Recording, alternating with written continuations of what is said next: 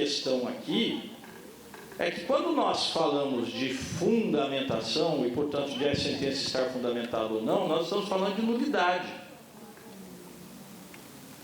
E aí o que me preocupa é o quanto terá de ser desenvolvido. Porque várias questões hoje, bem ou mal, nós vamos resolver referindo este supraprincípio, para dar um único exemplo, que é a dignidade da pessoa humana. O princípio da proteção. Bom, aí temos de desenvolver isto para o caso concreto. Mas o quanto isso terá de ser desenvolvido? Uma linha, duas linhas, um parágrafo, dois parágrafos, uma página? Isto é o que me preocupa, porque aí uma determinada turma dirá, não, mas isso aqui não está suficientemente explicado, e portanto não está fundamentado, e portanto é nulo. Vamos prosseguir. Inciso terceiro. Invocar motivos que se prestariam a justificar qualquer outra decisão. 4. Este é especialmente preocupante. Não enfrentar todos os argumentos deduzidos no processo, capazes de, em tese, infirmar a conclusão adotada pelo julgador. Imagine o seguinte, que os senhores sabem que existe no processo civil o princípio da eventualidade da defesa. Na contestação, o réu tem de se defender de tudo. Então, embora seja ilógico, processualmente é correto que o réu diga, vamos imaginar um caso civil, né?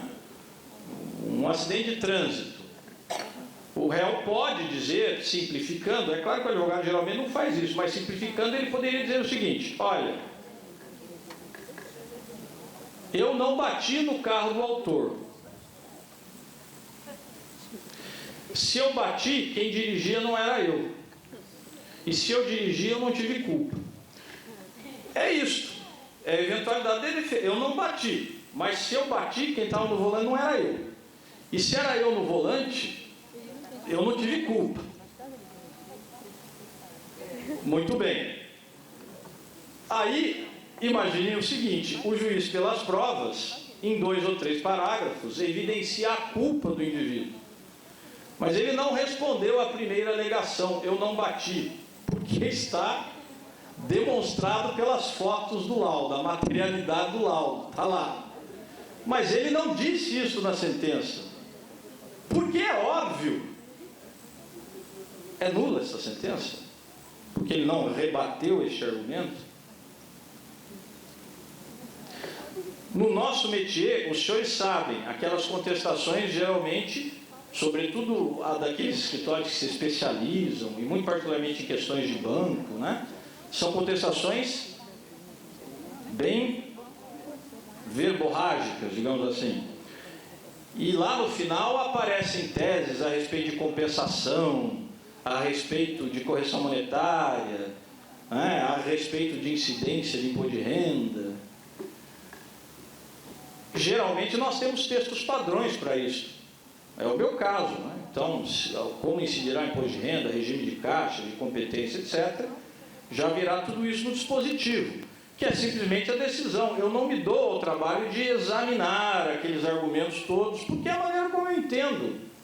Os argumentos são sempre os mesmos, o meu entendimento já está formado, como o entendimento do desembargador também já está formado. Mas eu não abri um tópico na minha fundamentação para enfrentar aquele tópico da defesa. A sentença é nula. Vamos continuar aqui. Não haverá fundamentação se a sentença se limitar a invocar precedente ou enunciado de súmula sem identificar seus fundamentos determinantes, nem demonstrar que o caso sob julgamento se ajusta àqueles fundamentos. E aí já vou citar o 6º, porque para mim é o ápice da esquizofrenia. Inciso 6º. Deixar de seguir enunciado de súmula, jurisprudência ou precedente invocado pela parte, sem demonstrar a existência de distinção no caso de julgamento ou a superação do entendimento. Meus amigos, aqui é o miolo deste pão mofado, permitam. Então vamos entender isso aqui. Eu me lembro, vou lhes contar uma história rápida. Eu não aplico a súmula 363 do TST. Porque me parece que pelo próprio CPC deve-se presumir a boa-fé do trabalhador. De modo que se ele foi contratado sem concurso, mas prestou os serviços, eu eu presumo a boa-fé. Quem deveria ter cuidado disso, quem deveria ter o zelo com a coisa pública, em primeiro lugar, deveria ser o administrador. E aí, me parece, ele tem direito a todos os direitos trabalhistas, sob pena até de uma quebra de isonomia. Ele fez a mesma coisa que o outro e terá menos direitos porque não se submeteu ao concurso público, só que não houve concurso público para que ele se submetesse a ele. Ah, mas isso trará prejuízo ao erário? Parece-me que não. Mas, para todos os efeitos, nessas decisões, eu sempre oficio ao Ministério Público para, se for o caso, já que isto configura em tese um ato de improbidade na figura do artigo 11 da Lei de Improbidade, para que em tese tome as providências em face do administrador. É isso que faço. Mas há uma súmula do TST que diz o contrário, de modo que, sistematicamente, quando se recorre, o tribunal reforma. Paciência, mas eu acho que isso faz parte da democracia. Eu entendo que aquela súmula, da maneira como é aplicada, é injusta. Como às vezes pode ser injusta até com o erário. Eu julguei um caso em que a reclamante era a primeira-dama, que acompanhava o prefeito nas viagens. O prefeito acabou sendo afastado por impeachment, um caso sério. Então percebam que, digamos, a sua aura não era das mais brilhantes, né? Mas esta primeira-dama dizia que, além de primeira-dama, ela era secretária pessoal do prefeito e ela também ocupava uma secretaria lá, de fato ela ocupava. E então, sempre que ela acompanhava o prefeito, ela estava no exercício dessas três funções ao mesmo tempo. Né? Ou seja, se eu bem entendi, mesmo dormindo com o prefeito, ela estava a serviço do munícipe. Né?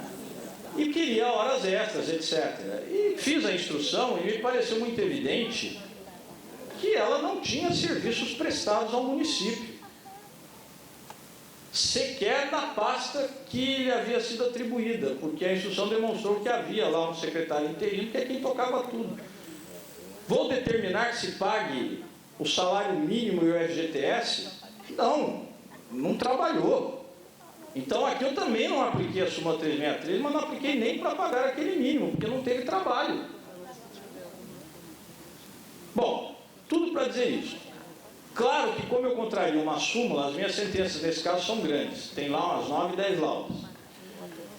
Certa feita foi uma colega, juíza substituta, me substituiu em um período, e havia muitos casos de município. E foi algo gritante, porque ela aplica a súmula. E aí era assim, uma página, ó, não há aqui nenhum demérito, eu acho que ela até está correta, é o entendimento dela. Uma página com o relatório, na segunda página, fundamentação súmula 363, que ela transcrevia, e dispositivo, improcedente, era isso. O que mais que tem para ser dito? Ela dizia, olha, os salários foram pagos, fundo de garantia recolhido, súmula 363 improcedente. Eu vou dizer isso em 3 linhas. Será nulo? Porque, pelo que aparenta aqui, eu tenho de invocar o precedente e identificar os fundamentos determinantes. O que quer dizer isso? Que eu tenho de invocar o precedente e dizer como ele é bom, nossa, realmente é sábia a súmula 363. E aí eu vou buscar os acórdãos que originaram a súmula 363 para dizer quais são os seus fundamentos, a ratio da súmula 363. Quer dizer, além de aplicar, eu tenho de dizer por que é bom. Né? Parece texto nietzschiano. Mas daí vem o seguinte, vejam, também deixar de seguir enunciado significa não fundamentar.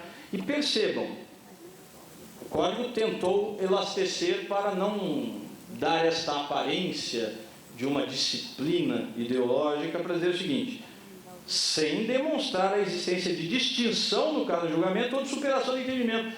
Ou seja, pelo que está aqui, meus amigos, eu não posso discordar da súmula. Eu não posso discordar da súmula. Embora ela não seja vinculante, eu não posso discordar dela. Ou eu tenho de demonstrar que ela foi superada, a 363 não foi. Ou eu tenho de demonstrar que o caso não se subsume, olha aí a velha subsunção, não se subsume a ela, não se encaixa naquela descrição, naquela fato-espécie, mas se encaixa, eu só não concordo com a inteligência da súmula, que não é vinculante, não me obriga, por esse texto agora me obriga.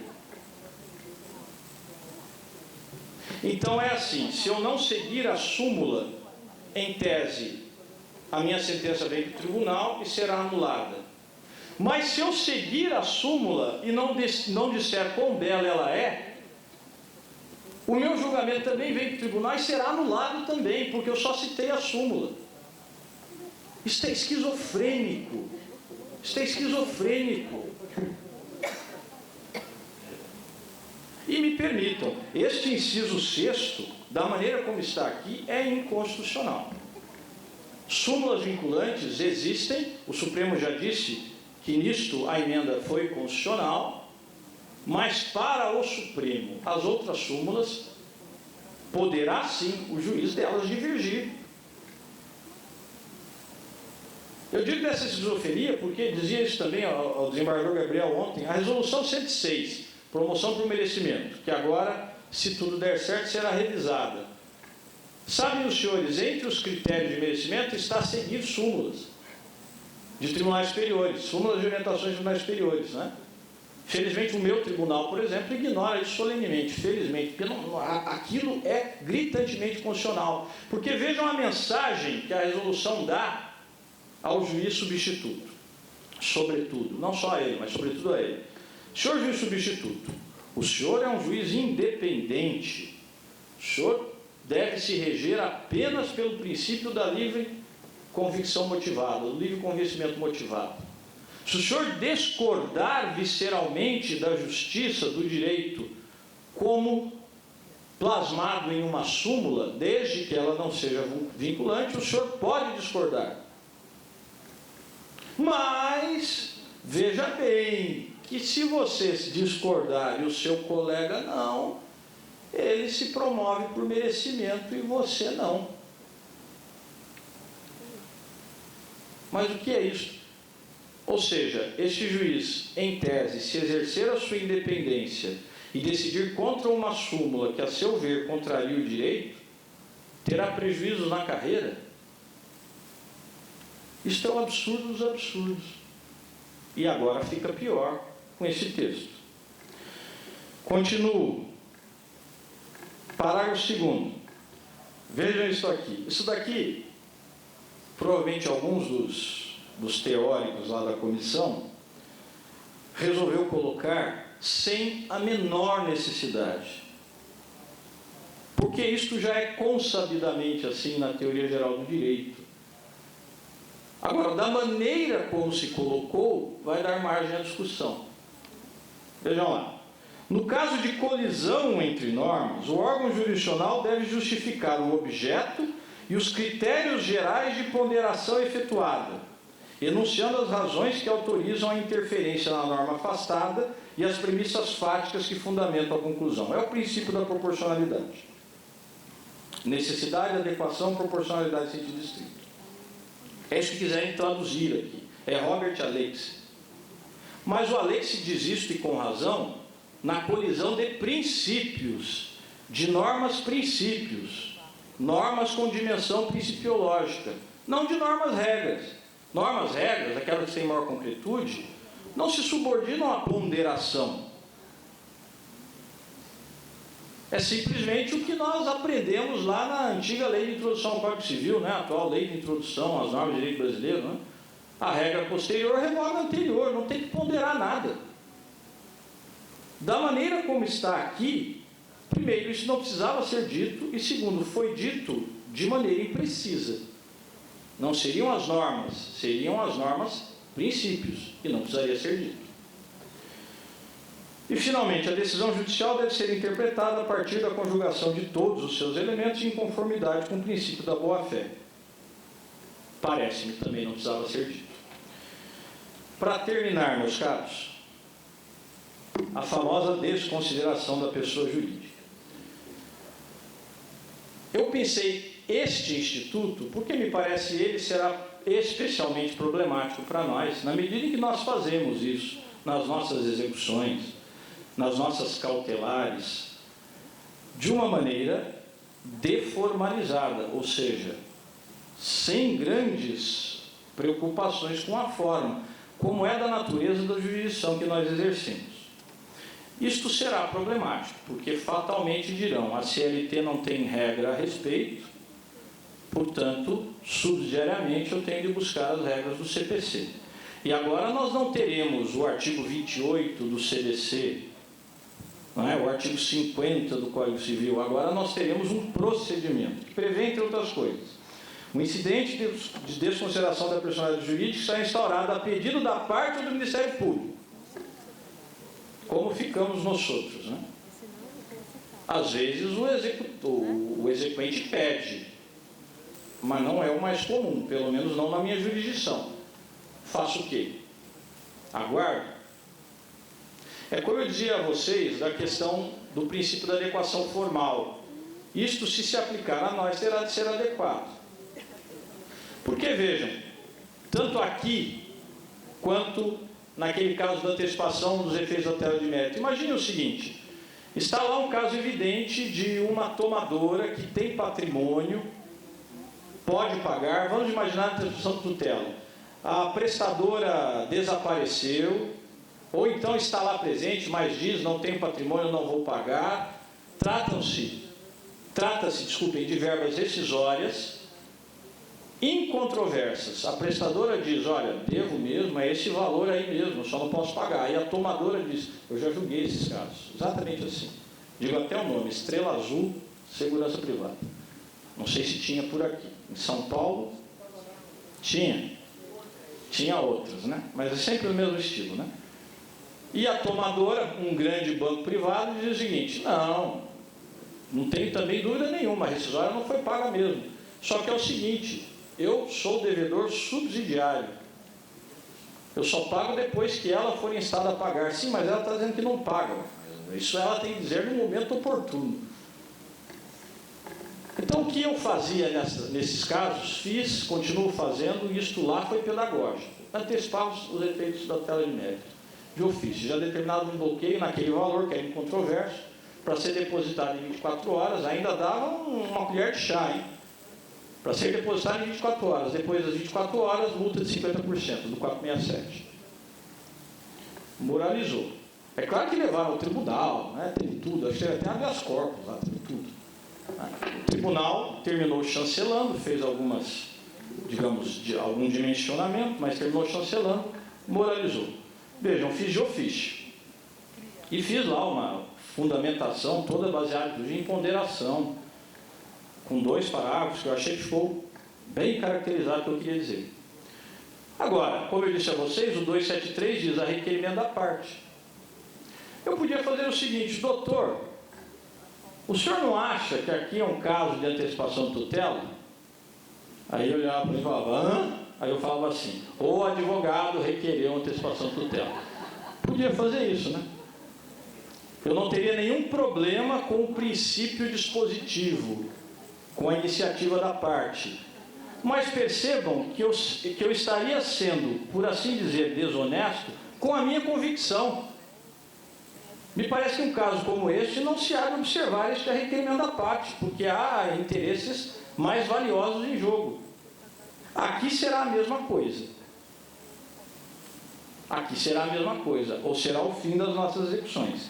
Continua o parágrafo 1º. O pedido de desconsideração da personalidade jurídica observará os pressupostos previstos em lei. Depois o artigo seguinte. Instaurado o incidente, o sócio ou a pessoa jurídica será citado para manifestar-se e requerer as provas cabíveis no prazo de 15 dias. Sim, aí eu vou avisar, olha, vou desconsiderar a pessoa jurídica, vou fazer uma penhora online na sua conta, hein? O que o senhor tem a me dizer? A dizer ele não vai ter muito, ele vai ter algo a fazer. Né? Quando eu for fazer essa penhora online, será que haverá uma fortuna na conta? Nestes casos, eu sempre defiro cautelarmente o bloqueio. Problema nenhum, se não for ele, e se depois ele assim demonstrar, libera-se. Agora, esta possibilidade não está explícita aqui. Então, vejamos o seguinte, para a gente terminar. Será que isso vai se aplicar ao processo do trabalho? Agora eu vou apresentar a vocês o que me parece será, as mais das vezes, o caminho das pedras por aí. É claro que isso pode ser aprofundado, poderá ser dito de maneiras mais e mais, digamos, elaboradas. Mas, grosso modo, será assim. O artigo 15 deste novo Código de Processo Civil diz textualmente o seguinte: na ausência de normas que regulem processos eleitorais, trabalhistas ou administrativos, as disposições desse Código lhes serão aplicadas supletiva e subsidiariamente. E o nosso artigo 769, como sabem, diz que, além da omissão, há a necessidade da compatibilidade. Compatibilidade que se mede, sobretudo, a partir dos princípios. Aqui, meus caros, mais do que nunca, nós precisaremos recorrer aos princípios específicos do direito processual do trabalho, que passam a ter uma importância sem precedentes, para estabelecer um filtro do que poderá ser assimilado ou não. A diretoria legislativa da ANAMATA tinha até uma preocupação com essa diferença de texto entre o artigo 15 do novo Código e o artigo 769, porque o artigo 15 não fala textualmente em compatibilidade. Mas me parece que quando se fala em subsidiariedade e supletividade, a ideia só pode ser essa. Tem de ser compatível. Porque absurdo seria dizer o seguinte: olha, as normas do CPC aplicam-se aos processos eleitorais, mesmo que incompatíveis. Isso não faz o menor sentido. Então, me parece que a incompatibilidade, que não está dita aqui, mas está dita no 769, ela não é absolutamente superada. Pelo contrário, ela tem que ser subentendida. E volto a dizer, a compatibilidade se mede pelos princípios. Bom, quais são os princípios que, se não são específicos, estão potencializados no processo do trabalho? Primeiro, o impulso oficial na execução, não é? É o que diz o artigo 878 da CLT, impulso oficial. Bom, se haverá um impulso oficial na execução e se eu percebo que a pessoa jurídica é um óbice à própria execução, e este óbice se apresenta a mim de modo, inclusive, fraudulento, me parece que também, de ofício, eu posso caminhar. Afinal, o impulso é oficial, inclusive para isso. E aí, se de ofício eu posso caminhar, significa que, por este princípio de impulso oficial na execução, eu não estou atado àquela regra do novo CPC. Então, já tenho aqui, de modo palmar, uma incompatibilidade.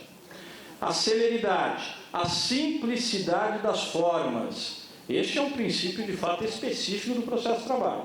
Simplicidade das formas. Não é? Tanto é que, a rigor, todo o nosso processo se resolveria na audiência. É que depois ganhou complexidade. A nossa citação sempre foi uma carta. Então, o princípio da simplicidade me parece também incompatível com aquela formalização toda.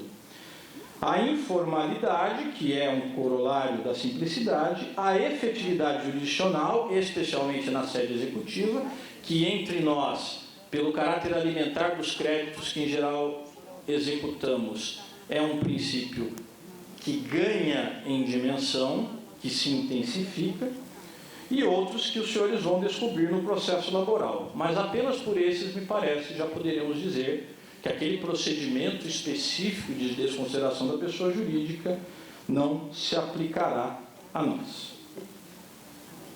Para encerrar, diz o professor Canotilho, primeiro, que a independência dos órgãos judiciais, ele está, obviamente, se baseando na Constituição Portuguesa de 76. Mas a nossa vai no mesmo sentido. A independência dos órgãos judiciais é um fundamento do próprio Estado Democrático de Direito. E ela se divide, segundo o professor Canotilho, em 3 dimensões. 2 delas, me parece, acabam comprometidas, se formos literais, com estas regras que eu lhes apresentei, e, em particular, algumas delas do novo CPC. Primeiro, a independência pessoal. Diz o professor Canotilho, são impraticáveis nomeações interinas, transferências, suspensões, aposentações e demissões à margem da lei ou em razão de decisões emanadas. Curioso, né? Quando a gente pensa em uma resolução, como é a 106, que textualmente diz o seguinte: juiz, acolha as súmulas de jurisprudência dos tribunais superiores, mesmo as não vinculantes, ou não será promovido, ocorrerá o risco de não ser promovido por merecimento. Isso não me parece ser compatível com esta ideia de que transferências, suspensões e, por que não dizer, promoções e acessos não podem se basear na ratio iuris das decisões emanadas. Isto é uma garantia da democracia, que está sendo paulatinamente, de modo caviloso, vergastada por essas regulamentações por aí afora. A independência coletiva, que aí diz respeito à instituição, inclusive a independência orçamentária, que os senhores sabem, também essa não tem sido respeitada. Não é à toa que a ANAMATA já apresentou o segundo mandato de segurança, pela segunda vez acolhido no Supremo Tribunal Federal, porque a Presidência da República simplesmente ignora a proposta orçamentária do Supremo Tribunal Federal, coloca como um anexo e apresenta a dela própria. Então, eu não estou dizendo a vocês nada muito novo e nem revolucionário. O Supremo Tribunal Federal já tem reconhecido isso. No nosso caso, também é uma garantia vergastada. Aliás, fomos à Corte de São José exatamente em função disso. E a independência funcional, essa também acaba comprometida aqui. Textualmente citando Canutilho, a independência funcional é uma das dimensões tradicionalmente apontadas como o núcleo duro do princípio da independência entre poderes. Significa ela que o juiz está apenas submetido à lei, ou melhor, às fontes de direito jurídico constitucionalmente reconhecidas, no exercício da sua função jurisdicional. Meus caros, a não ser a súmula vinculante, súmula de jurisprudência não é fonte formal do direito. Ela é apenas um verbete que consolida uma tendência do tribunal. Não vincula. Por isso é que é não vinculante. E se não tem vinculatividade, para usar a expressão do professor Miguel Reale, se não tem bilateralidade atributiva, não é norma jurídica. Logo, não é fonte formal do direito. Portanto, não pode, de modo algum, vincular o juiz. Muito menos estabelecer a nulidade da sua decisão se ele não observar esta ou aquela súmula não vinculante. Aqui está a base da inconstitucionalidade daquele inciso que eu mencionei a vocês. E aqui, para dizer do professor Ovídio Batista, apenas repetindo, diz ele, olha lá, procedimento contraditório pode ser diferenciado de acordo com a dignidade e a urgência do bem perseguido. E aí a possibilidade de um contraditório mitigado ou diferido, nada disso haveria de inconstitucional. Como os senhores já estão com sono, conclusões. Ali eu falaria da adequação formal e do chamado princípio da cooperação, mas não é o fundamental. Ali eu diria, apenas deixei separado se tempo houvesse, ali eu diria do que é que faltou no novo CPC, onde é que ele poderia ter avançado e não avançou. E com relação à adequação formal, até já antecipei a vocês. Mas agora, para encerrar, eu queria falar um pouquinho de coisas, digamos, um pouco mais filosóficas e pensar com os senhores o direito como ciência. Eu confesso a vocês que eu tenho dúvidas a respeito. Se o direito é uma ciência, mas isso não é discussão para hoje. Em geral, disse que é uma ciência social aplicada. Se for ciência, qual será a ética dessa ciência? E aí eu tenho de me reportar a Hannah Arendt. Hannah Arendt dizia que, assim como há uma ética de princípios, há uma ética de responsabilidades. Não preciso dizer que o direito rege-se por uma ética de princípios. Tanto é que, do ponto de vista deontológico, hoje em dia, em tempos de pós-positivismo, falamos mais em normas princípios do que em normas regras. Mas também haverá uma ética de responsabilidades. Porque se é uma ciência social aplicada, tem que ser aplicada para algum fim. Deve haver algum norte. O CNJ, lá na resolução 70, quando ele fala da gestão do Poder Judiciário, e dos planos estratégicos, etc., ele até diz qual é a missão do Poder Judiciário. Ele diz o seguinte: fazer justiça. Percebe-se que ele não quis entrar nessa discussão, e por isso estes modelos que são aplicáveis à iniciativa privada servem mal ao Poder Judiciário. Se fosse uma empresa de telecomunicações, não haveria dúvidas em que a missão da instituição seria oferecer serviços de telefonia de qualidade, expandir no território nacional e, se houver coragem, incluirão lá aumentar margens de lucro. Essa é a alma do capitalismo. Agora, numa instituição pública como é a Justiça, devemos de dizer, fazer justiça. O que é fazer justiça? O que é fazer justiça na Justiça do Trabalho?